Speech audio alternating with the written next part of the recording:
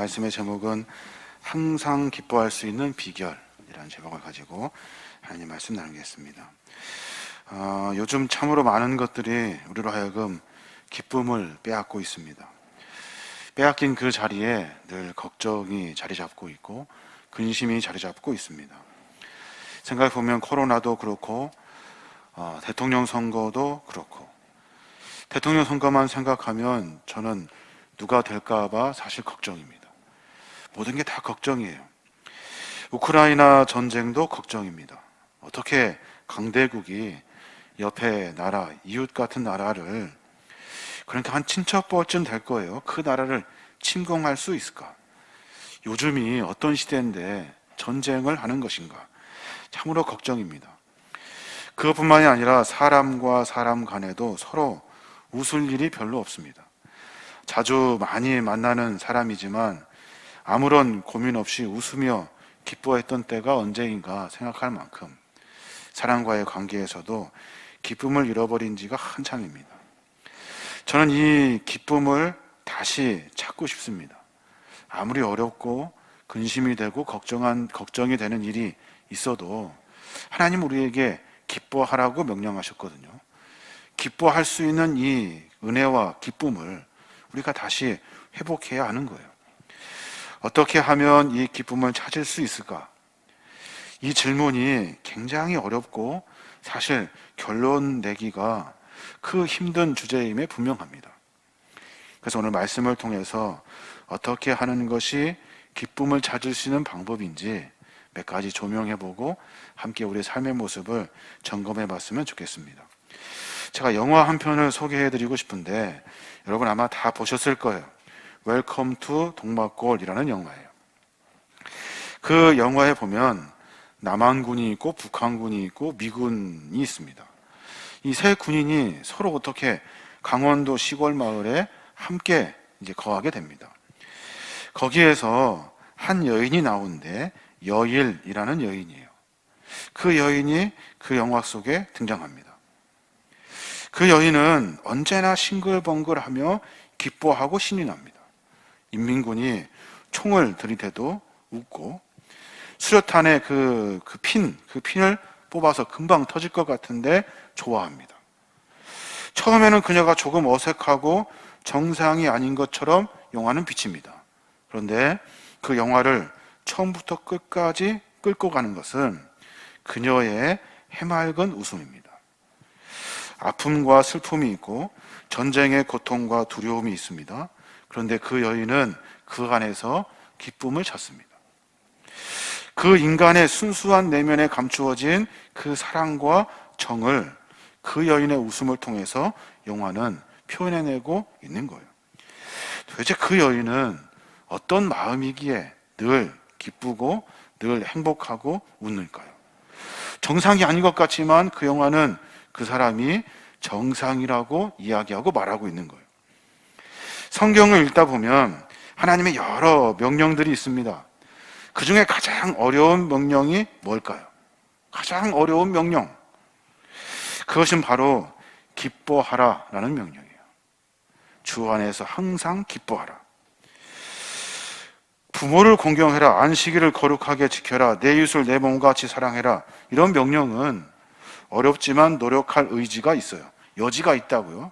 근데 주 안에서 항상 기뻐하라. 내가 다시 말하노니 기뻐하라. 이 말은 우리가 참 지키기가 어렵습니다. 왜냐하면 요즘 시대가 기뻐할 일이 별로 없어요. 웃으면서 행복할 일이 많지가 않거든요. 그 안에서 우리가 어떻게 이 기뻐하라는 명령을 지킬 수 있을까? 성경에 보니까 예수님도 항상 기뻐하지는 않으셨던 것 같아요. 나사로가 죽었을 때 슬퍼하셨고 성전을 보시면서 우셨어요. 십자가를 앞에 두고 비탄해하시면서 눈물을 보이셨어요. 오늘 본문을 기록한 사도 바울도 마찬가지. 항상 기뻐하지는 않았어요. 서신서 곳곳에서는 바울이 화내는 모습이 나타나요. 사도행전을 보면 특별히 바울과 심하게 다퉜거든요. 다투고 분노하며 결국에는 복음을 전하는 사역에서 서로 헤어져 버리고 맙니다. 이처럼 누구든지 항상 기뻐할 수 없는 것이 현실이에요. 이처럼 현실 안에서 우리는 이 명령을 어떻게 지키고 따라야 하는가? 또 인간적으로 이 기쁨을 어떻게 찾을 수 있을 것인가? 오늘 그 고민을 같이 해보려고 하는 거예요. 기쁨이 뭡니까? 기쁨은 외적으로 표출된 우리의 감정이거든요. 예를 들어서 컵에 이렇게 물이 들어있습니다. 물이. 컵 속에 물이 어떤 힘에 의해서 출렁거리면 그 물이 넘치게 됩니다. 흐르게 돼요. 그 기쁨이 그런 거예요. 마찬가지로 우리 안에 있는 이 감정이 기쁨의 어떤 요소로 인해서 출렁거리면 외적으로 표출되는 것이 기쁨이잖아요. 같은 원리예요. 그렇다면 이 컵 안에 있는 물이 어떤 상태일 때 어떤 힘에 의해서 넘치냐는 거예요. 흔들리냐면서 흘러 넘치게 되냐는 거예요. 어떤 상태냐면 액체일 때예요. 액체일 때. 액체가 뭐예요? 액체.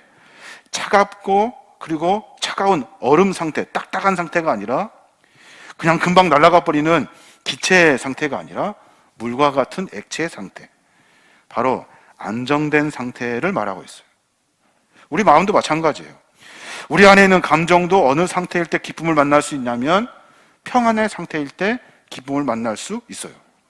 내면의 평안함이 가득할 때 자연스럽게 흘러 넘치게 되는 표출의 감정이 기쁨인 거예요. 그럼 이제 기뻐하려고 몸부림칠 일이 아니에요. 기뻐하십시오, 기뻐하십시오. 억지로 막 힘줘서 기뻐할 일이 아니라 내 안에 있는 감정을 한번 들여다봐야 돼요. 항상 기뻐하는 것이 중요한 것이 아니라 내 마음에 어떻게 하면 평안함을 유지할 수 있는가가 중요한 거예요. 기쁨의 근원은 내 안에 평안함이에요. 요즘 사람들 얼마나 분주합니까? 요즘 그 시청률이 높은 드라마를 이렇게 쭉 몇 가지를 보면 공통된 것들이 있어요. 그 공통된 것들이 뭐냐면 바쁜 직장 생활. 그 소스가 꼭 들어있어요. 그리고 분주함. 그리고 나서 경쟁 사회. 이런 것들이 드라마 속에 들어있어요. 그러면서 하고 싶은 이야기는 뭐냐면 바쁜 직장 생활 가운데 그래도 하나님의 거룩한 사랑을 나누는 것. 분주함 속에서도 인간의 따뜻함을 찾는 것. 경쟁 사회 속에서 잃어버렸던 인간미에 대한 이야기가 사람들의 관심을 찾습니다. 아무리 바쁘고 분주하고 바쁘고 경쟁 사회 속에서 인간 내면에 있는 그 인간미, 넘치는 사랑, 따뜻함 이런 것을 찾고 있다고요. 쉽게 말하면 평안함이에요. 우리 안에 있는 평안함. 오늘 바울은 그 이야기를 하고 있어요. 기뻐하십시오 라고 명령하지만 사실은 기쁨의 그 근본, 시작점인 평안하십시오 라고 말하고 있는 거예요. 평안하십시오 라고 말하면서 어떻게 하면 평안할 수 있는지를 두 가지로 설명해 주고 있어요. 그 첫 번째가 뭐냐면 관용이라는 거예요. 관용하면 우리 안에 평안을 찾을 수 있어요. 관용하면 그 평안함이 우리를 하는 기쁨을 만나게 한다는 거예요. 5절 말씀에 보면 주 안에서 항상 기뻐하라. 내가 다시 말하노니 기뻐하라. 너희 관용을 모든 사람에게 알게 하라 라고 말해요. 현대어 성경으로 읽으면 여러분은 주님 안에서 항상 기뻐하십시오. 내가 다시 말합니다. 기뻐하십시오. 모든 사람을 너그럽게 대하십시오. 기뻐하지 못하는 이유를 가만히 생각해 보니까 이 너그러움이 없어요. 너그러움이. 우리 안에 평안이 없어요. 왜 그런가 들여다봤더니 내 안에 관용함이 없어요. 너그러운 마음이 없다고요. 관용을 모든 사람들에게 알게 하래요. 모든 사람들에게 너의 너그러움을 만나게 하라라는 말이에요. 관용을 헬라어로 에피오케스라고 있는데 그 안에 들어있는 그 깊이를 찾아보면 점잖은, 공정한, 온화한, 부드러움이 들어있어요. 왜 우리 안에 기쁨이 사라졌을까요? 우리 안에는 점잖함이 없고 온유함이 없고 부드러움이 없어요. 왜? 급하거든요. 바쁘거든요. 여러 가지로 분주하거든요. 쉽게 말하면 넓은 마음으로 다른 사람을 품어야 돼요. 그래야 기쁨을 만날 수 있어요. 여러분 기뻐하십시오. 웃으십시오. 억지로라도 웃으십시오. 이렇게 해서 기쁨을 만나는 것이 아니에요. 내 안에 관용함, 너그러움을 찾아야 하는 거예요. 가까운 사람이나 주변의 타인에게 넓은 마음을 갖고 원망하게 살아가는 것이 아니라 평안한 마음으로 서로 너그럽게 대하며 삶을 사는 거예요. 그럼 이제 생각해 봐야 되는데, 사람을 너그럽게 대하는 구체적인 방법들이 뭘까요? 그러면 우리 안에 평안을 찾을 수 있대요. 조급함이 아니라, 분주함이 아니라, 어떤 경쟁 사회 속에서의 그런 치열함이 아니라 너그러운 마음을 가질 수 있을까? 첫째는 양보하는 거예요. 양보하는 거예요. 쉽지 않을 거예요. 내 것을 빼앗기기가 쉽지 않을 거예요. 양보하는 마음. 두 번째는 기다리는 거예요. 기다려보는 거예요. 덜 되어도, 부족해도, 양이 안 차도 기다려보는 거예요. 세 번째는 용서하는 마음이에요. 옳고 그름을 따지기 전에, 감정대로 움직이기 전에 그 일을 놓고 용서해 보는 거예요. 네 번째는 이해해 보는 거예요. 아무리 큰 실수를 하더라도, 엄청난 죄를 범하였다 하더라도 이해해 보는 거예요. 그냥 여러분, 제가 말씀을 드리니까 그냥 막연한 이야기 같은데, 이것을 구체적으로 실천할 수 있도록 생각해 봐야 돼요. 이건 그냥 텍스트가 아니라고요. 다섯 번째는 친절함이에요. 친절함의 반대는 인색하다는 거거든요. 인색하지 않도록 다른 사람을 배려하는 거죠. 그리고 여섯 번째는 인내하는 거예요. 인내. 사람이 무엇을 가장 참기 힘들까요? 무엇을? 저는 이번에 선거를 통해서, 그 선거 운동을 통해서 깨달았어요. 사람이 제일 못 참는 것. 그것이 뭐냐면 다른 사람의 허물이에요. 허물. 그 허물이 보여질 때 말하지 않는 거예요. 참는 거예요. 그게 인내예요. 일곱 번째는 사랑하는 마음이에요. 여기서 사랑은 감정적이고 즉흥적인 것이 아니라, 이기적인 것이 아니라 하나님의 거룩한 마음으로 서로 사랑하고 희생하고 헌신하는 마음이에요. 이 모든 일곱 가지를 제가 그냥 생각나는 대로 적어봤어요. 그런데 지키기가 너무 어려워요. 이것을 해내려고 하다 보니까 너무 힘들어요. 나 그렇게 살은 적이 없는 것 같아. 앞으로 살기가 너무나 힘들어요. 그래서 내 안에 기쁨이 없구나. 기쁨을 찾으려면 이것을 지켜야 돼요. 관용의 마음을 가져야 되고, 너그러운 마음을 가져야 돼요. 사랑하는 여러분, 현대인의 사람들이 기뻐하려고 별 일을 다 해요. 코미디도 보고, 여행도 다니고, 캠핑도 하고, 별 일을 다 해요. 참 기쁨이 있을까요? 끝나고 나면 공허해요. 코미디 한참 재밌게 보고 시덕거리고 웃다가 끝나고 나면 공허해. 내가 지금 뭐 했지? 싶어요. 여러 가지 일들을 막 하려고 분주하게 재밌게 준비해서 가는데 끝나면 공허해요. 진짜 기쁨을 만나는 일은 오늘 바울의 고백과 같이 너그러운 마음, 관용의 마음을 갖는 것이 진짜 기쁨이에요. 두 번째, 바울은 또 뭐라고 권면해 주냐면 기도하래요. 기도. 당연한 말 같아요. 기도하래요. 6절에 보면 그렇게 말합니다. 아무것도 염려하지 말고 다만 모든 일에 기도와 간구로 너희 구할 것을 감사함으로 하나님께 아뢰라. 이 말씀은 평안하려면 염려가 없어야 된다라는 말이죠. 조금 더 직설적으로 표현하면 네가 하는 염려는 염려가 아니라는 거예요. 조금 더 세게 말하면 쓸데없이 그러고 있지 말고 기도해라는 말이에요. 이 긴 문장이 한 문장으로 압축될 수 있어요. 네가 생각하는 것, 네가 고민하는 것은 아무것도 아니나 그거 하지 말고 기도해라는 말이거든요. 염려라는 그 헬라어 단어 메리스, 그 뜻을 보면 분열시키다, 나누어지다, 흩어지다라는 의미가 들어있어요. 염려합니다. 사람이 고민해요, 근심해요. 그러면 어떻게 돼요? 염려가 해결되는 것이 아니라 계속해서 분열되고 나누어지고 흩어져요. 하나님으로 말미암아 해결될 수 있는 문제가 염려함으로 말미암아 하나님이 흩어져 버려요. 사라져 버려요. 다 나눠져 버려요. 그래서 우리는 염려 가운데 삶을 살아내게 되는 거예요. 그것은 우리 안에 중요하지 않다는 거예요. 기도하라라고 명령하고 있어요. 주님도 말씀하셨죠. 마태복음 6장 27절에 너희 중에 누가 염려함으로 그 키를 한 자나 더할 수 있겠느냐. 같은 말이에요. 염려는 아무것도 아니라는 거예요.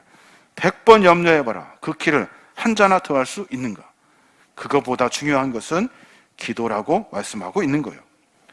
성도가 결정할 일은 기도할 거냐, 염려할 거예요. 여러 문제들이 있죠. 대통령도 선거도 있고, 코로나의 문제도 있고, 직장의 문제도 있고, 사업의 문제도 있고, 가정의 문제도 있고, 개인의 문제도 있고, 수없이 많은 문제들이 있어요. 염려해 보십시오. 100번 염려해도 그 문제는 내가 염려해서 해결되는 것이 아니에요.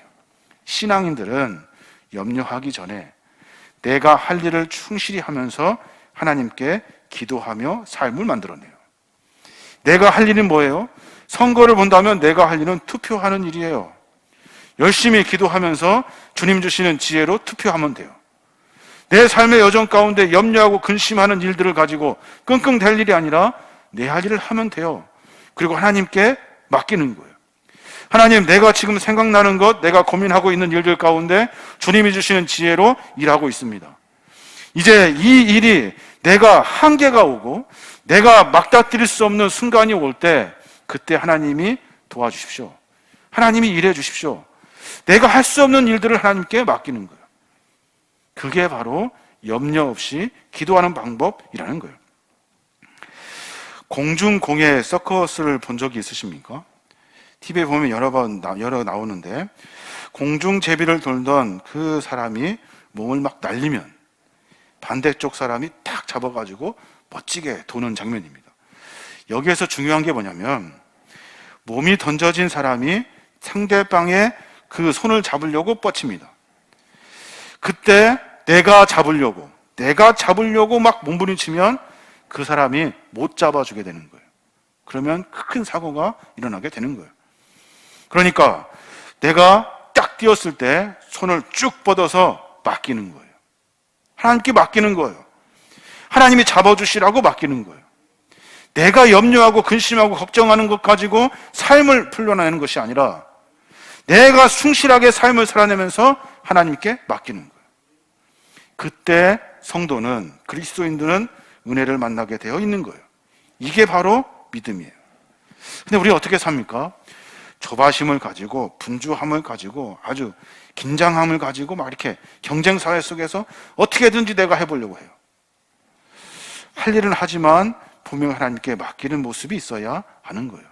그러면 우리 안에 평안이 없어요. 평안이 없어요. 그러니까 기쁨이 없어요. 기쁨이 없으니까 삶이 계속 반복적으로 고달파지는 거예요. 7절에 바울이 그래서 그렇게 말해요. 그러면서 모든 지각에 뛰어난 하나님의 평강이 그리스도 예수 안에서 너희 마음과 생각을 지키시리라 라고 말씀하셔요.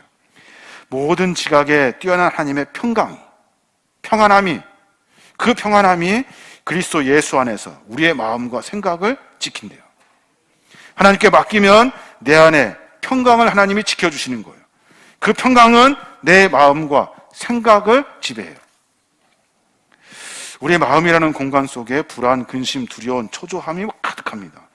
부정적이고 비판적이고 인간적인 계산, 비관적인 결론들이 우리 안에 가득해요. 평안하지가 않다고요.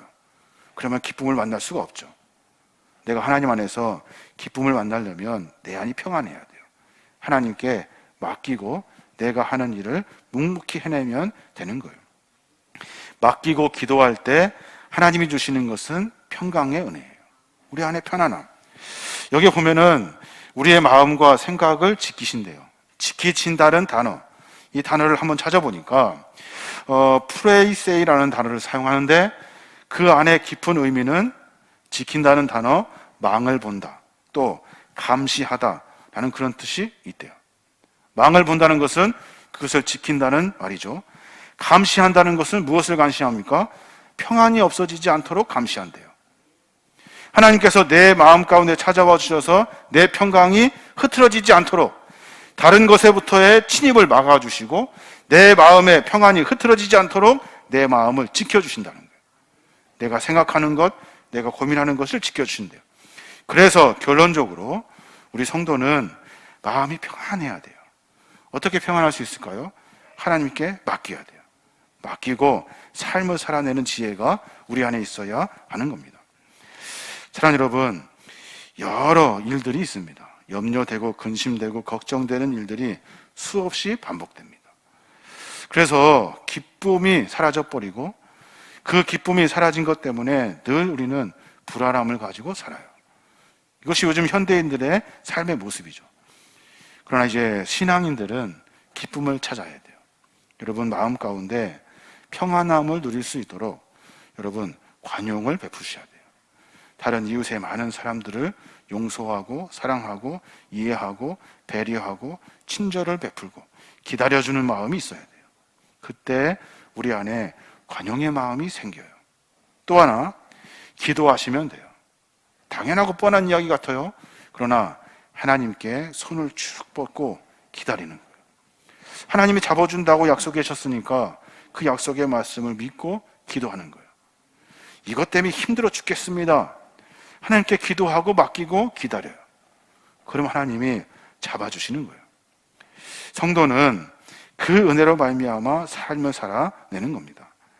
작은 일에도 그래서 감사할 수 있고, 별거 아닌 일에도 기뻐할 수 있고, 실족한 일이 있어도 평안함을 만나게 되는 거예요.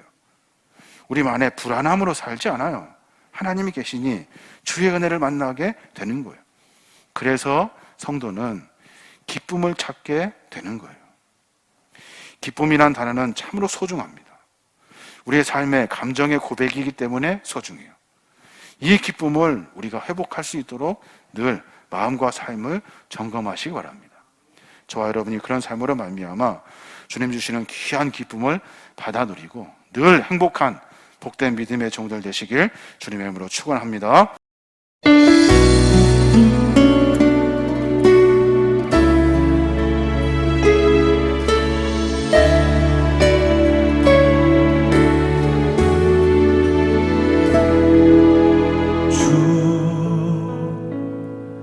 여호와는 광대하시도다. 그 거룩한 하나님 성에서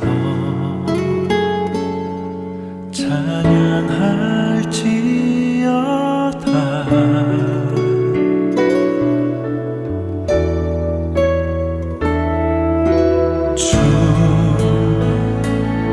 승리 우리에게 주셨도다.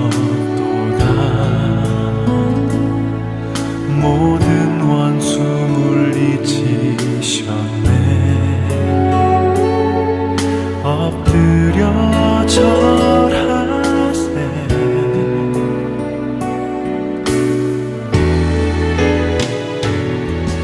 아주의 크신 이름 높이며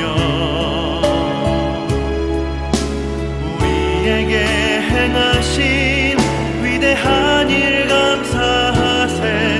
오 주의 신실하신 그 사랑 온 땅과 하늘 위에 계셔 홀로 영원하신 이름.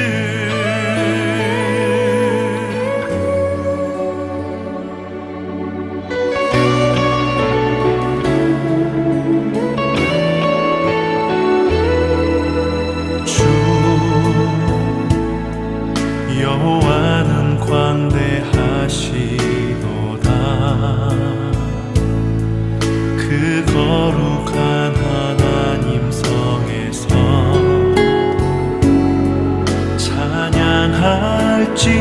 찬양할지어다.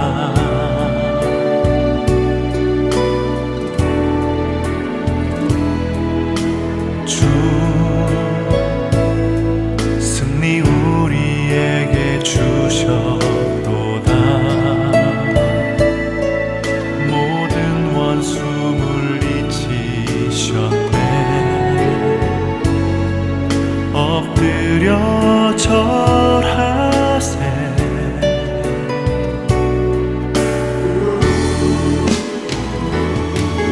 아주의 크신 이름 높이며 우리에게 행하신 위대한 일 감사하세. 오 주의 신실하신 그 사랑 온 땅과 하늘 위에 계셔 홀로 영원하신 이름.